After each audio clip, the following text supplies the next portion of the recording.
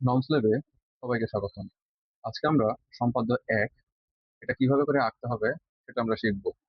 তো প্রথমে আমরা দেখে নেই আমাদের এই সম্পাদ্য একের যে প্রশ্নটা রয়েছে সেই প্রশ্নটি কি। এখানে তোমাকে দিয়ে দেওয়া হয়েছে একটি ত্রিভুজের ভূমি, ভূমি সংলগ্ন একটি কোণ এবং উচ্চতা। এখন তোমাকে এখানে ত্রিভুজটি আঁকতে হবে। তাহলে এই ত্রিভুজটি আঁকার জন্য উদ্দীপকের মধ্যে তোমাকে বিভিন্ন পরিমাপ দিয়ে দেওয়া হবে। আমি তোমাদেরকে বলবো সেই পরিমাপ নিয়ে এই অঙ্কনটি করার জন্য। কিন্তু আমি আজকে তোমাদের এখানে নিজের মতো করে কিছু ভূমি এবং ভূমি সংলগ্ন কোণ এবং উচ্চতা নিয়ে এই অঙ্কনটি সম্পন্ন করব। আর এটার সাথে সাথে এখানে একটা অঙ্কনকে সহজ করার জন্য কিছু ট্রিক্স, যেটা কিনা শেখা খুবই জরুরি একটা বাচ্চার জন্য, সেরকম করে উপস্থাপন করব। অবশ্যই এই ট্রিক্স গুলো তোমার অঙ্কের জন্য অথবা পরীক্ষার হলে খুবই কাজে লাগবে। চলো কথা না বাড়িয়ে শুরু করা যাক। তাহলে আমি প্রথমে এখানে একটি ভূমি নিয়ে নিচ্ছি। আমার ভূমিটি আমি নিচ্ছি এখানে 3 সেন্টিমিটারের মতো করে। তারপর এখান থেকে আমি যেই উচ্চতাটা নিব সেই উচ্চতাটাকে নিব আমি 4 সেন্টিমিটার, এবং এগুলোর নাম আমি দিয়ে দিব। এটার নাম হবে এ এবং উচ্চতার নাম হচ্ছে এইচ। তো এরপরে আমি একটি ভূমি সংলগ্ন কোণ নিব। ভূমি সংলগ্ন কোণ সেটা আমি আমার ইচ্ছা মতো নিয়ে নিচ্ছি।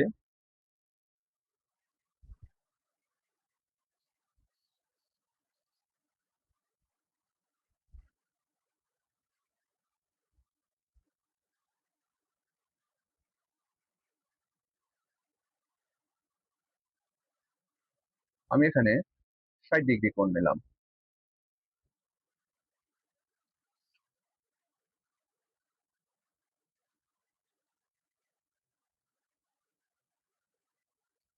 ঠিক আছে, তাহলে আমার 60 ডিগ্রি কোণটি নেওয়া হয়ে গেল।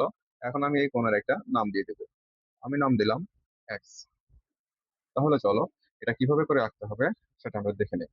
আমরা প্রথমেই যে কোনো একটি রশ্মি নেব।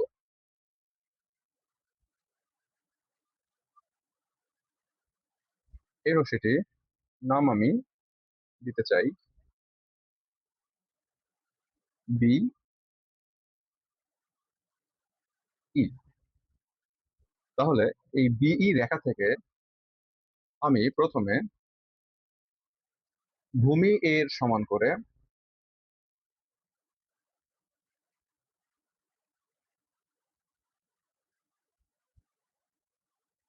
বিসি অংশ কেটে নেব। আমি এটার নাম দিয়ে দিলাম সি। তাহলে বিসি অংশ কেটে নিলাম। এবার এই বিসি তে বা বিসি এর বি বিন্দুতে এক্স কোণের সমান করে আমি একটি কোণ আঁকবো। এখন অনেক ছাত্রছাত্রী এখান থেকে কোণ আঁকার সময় অনেক হিমশিম খেয়ে যাও। তো সেই ক্ষেত্রে কোণটা কিভাবে করে আঁকতে হয় সেটা আমি তোমাকে বলে দিচ্ছি। প্রথমে যে কোণটা তোমার দেয়া আছে সেই কোণের শীর্ষবিন্দুতে তুমি তোমার কম্পাসটা বসাবা। বসানোর পরে যে কোনো পরিমাপ নিয়ে একটি বৃত্তচাপ অঙ্কন করবা। এই বৃত্তচাপ ঠিক সমান পরিমাণ বৃত্তচাপ বি বিন্দুতে তুমি নিয়ে এটার কিন্তু কোনো কম বেশি করবা না। তাহলে এখানে আরো একটি বৃত্তচাপ এঁকে নিবা।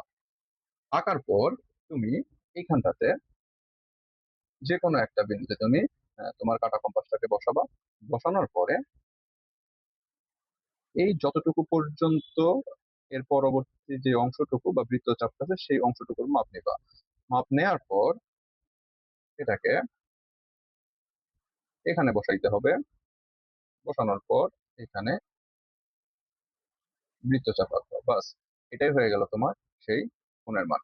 তাহলে আমাদের এখানে পরবর্তীতে যতবার কোণ আঁকতে হবে একই পদ্ধতিতে তুমি কোণ আঁকবা। ঠিক আছে, চলো আমি তাহলে কোণটা এঁকে সম্পন্ন করি।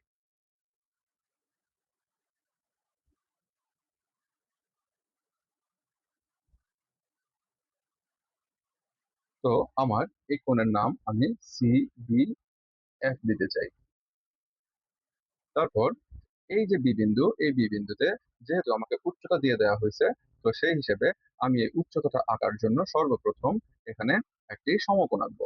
তাহলে এই সমকোণটি আঁকার জন্য তোমার কাছে একটা সুন্দর ট্রিক্স রয়েছে। সেটা হচ্ছে যে তুমি তোমার হাতে থাকা চাঁদাটি নিয়ে বি বিন্দুতে বসাবা। বি বিন্দুতে বসানোর পর তারপর তুমি এখান থেকে 90 ডিগ্রি বরাবর একটি বিন্দু দিয়ে দিবা। দেওয়ার পরে এটাকে তুমি যোগ করে দিবা।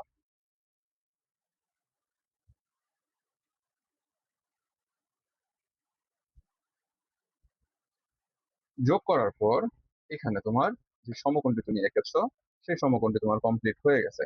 কিন্তু এখানে তোমাকে যে কাজটি করতে হবে সেই কাজটি হচ্ছে তোমার নিজের মতো করে একটি বৃত্তচাপ তুমি এঁকে নেবে।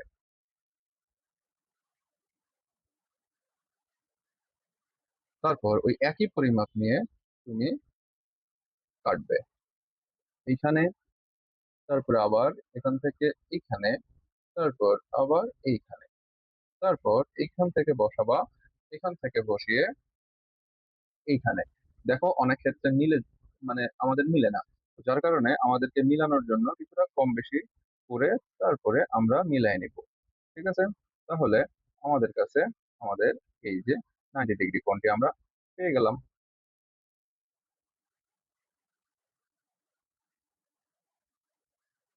এখন এই যে পদ্ধতিটি আমি দেখালাম এই পদ্ধতিতে শুধুমাত্র দুর্বল স্টুডেন্টদের জন্য, কিন্তু যারা সঠিকভাবে সমকোণ আঁকতে পারো তারা অবশ্যই সঠিক নিয়মে সমকোণটি অঙ্কন করবে। তো আমরা এই লম্বের নাম বা এই যে আমরা এখন যে রেখাটা পেলাম সেই রেখার নাম দিয়ে দিব।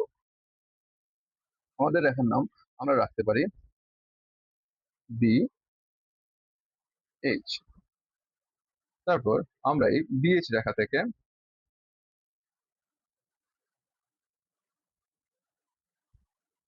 আমাদের যে উচ্চতা এইচ দেয়া আছে এই এইচ এর সমান করে বি বিন্দুতে বসিয়ে একটি বিডি অংশ কেটে নেব আমাদের বিএইচ থেকে। তাহলে এটার নাম দেব আমরা বি ডি। তাহলে এই হচ্ছে আমাদের বিডি অংশ। তারপর আমাদের যে বিডি অংশ রয়েছে সেই বিডি অংশের ডি বিন্দু থেকে, এই ডি বিন্দু থেকে আমরা একটি সমান্তরাল রেখা আঁকবো এবং সেই সমান্তরাল রেখাটি হবে হচ্ছে বিসি রেখার সমান্তরাল। তাহলে বিসি রেখার সমান্তরাল আঁকার জন্য তোমাকে এখানে খুব সুন্দর আরো একটি টেকনিক আমি দেখাতে পারি। সেটা হচ্ছে যদি কখনো ভূমির সমান্তরালে রেখা আঁকতে বলে উচ্চতার ছেদবিন্দু থেকে, মানে উচ্চতা তুমি যতটুকু পর্যন্ত কাটছো সেখান থেকে তুমি কি করবা, এখান থেকে ডি বিন্দুতে বসাবা। বসানোর পর যেহেতু তুমি এখানে 90 ডিগ্রি আঁকছো, তো সেই হিসাবে এখানেও তুমি কি করবা, 90 ডিগ্রি বরাবর একটা বিন্দু বসাবা। বিন্দু বসানোর পরে তুমি এটাকে যোগ করে দিবা।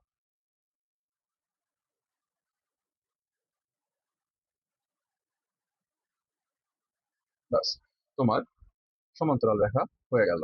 এখন এই সমান্তরাল রেখাকে আমাদের প্রপার ওয়ে দেখানোর জন্য যে কাজটা করতে হবে সেটা হচ্ছে এখান থেকে আমাদের যেই লম্বের বৃত্তচাপটা রয়েছে সেই বৃত্তচাপের সমান একটা বৃত্তচাপ আমি এখানটাতে এঁকে ফেলবো।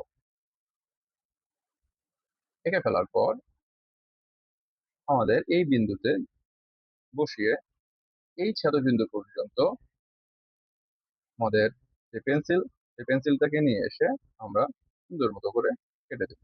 তাহলে আমাদের সমান্তরাল রেখা আঁকার কাজটিও শেষ হয়ে গেল। তাহলে এই সমান্তরাল রেখাটি আমাদের যেই পূর্ববর্তী বিএফ রেখাটি ছিল সেই বিএফ রেখাকে এই বিন্দুতে ছেদ করে। তাহলে এখন এ আর সি বিন্দু যোগ করে দেব।